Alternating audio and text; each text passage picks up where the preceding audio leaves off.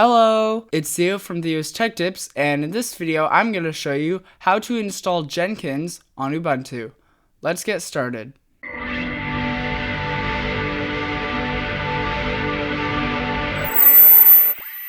So the first thing we need to do is install Java. So to do this, we're going to open up the terminal and we're going to type sudo apt install open jdk-21-jdk, and we're going to install it. And once it's done installing, we need to check its version. So you can type java --version, and you should see OpenJDK21. So now that we've installed Java, we need to install Jenkins. So to do this, we need to open up a web browser, and we're going to go to download Jenkins, and we're going to click on Ubuntu/Debian. So we're just going to copy all of these commands, and we're going to go back to our terminal, and we're going to run these commands. And it's done. So now we can see if Jenkins is running by typing systemctl status Jenkins, and you should see active running. So now we're going to go back to our web browser, and we're going to go to localhost:8080, and you should see a window that says unlock Jenkins. So to unlock Jenkins, we need to go back to the terminal and we need to find our password that's over here. And we're going to copy it and then we're going to paste it into this form field. And then we're going to click on continue. And then we're going to click on install suggested plugins. And it's going to install all of the plugins that it recommends. And now we're going to create our administrator user. So I'm just going to give it a username and a password. And we're going to give it our full name. And we're going to enter our email address so that it can send us notifications. And now we're going to click on save and continue. And we're going to click on save and finish. And it's done.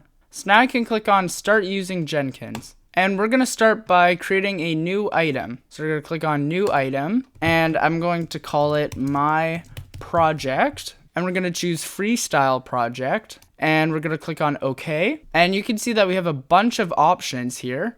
So I'm going to start by clicking on discard old builds, and I'm going to set the max number of builds to be 10. And this means that Jenkins won't clog up the operating system with a ton of log files. And now we're going to go down and I'm going to choose Git for source code management, and then we can enter our repository URL and add our Git credentials here. And we can choose the branches that we want to build from. And down here, we can set up triggers that will build our project when certain criteria is met. So we can choose GitHub hook trigger for Git SCM polling. And what this does is it waits for you to push to GitHub. And whenever you push, it will pull the source code and build your project. You can also make it build periodically. And down here in environment, we can choose a number of different options like delete workspace before build starts and use secret keys or files, and this sets up the environment options that it will build with. And down here, we can add additional build steps, so we can do stuff like execute a shell script, or a Windows batch command, or run Gradle or Maven scripts. And I'm going to choose execute shell, and I'm just going to tell it to echo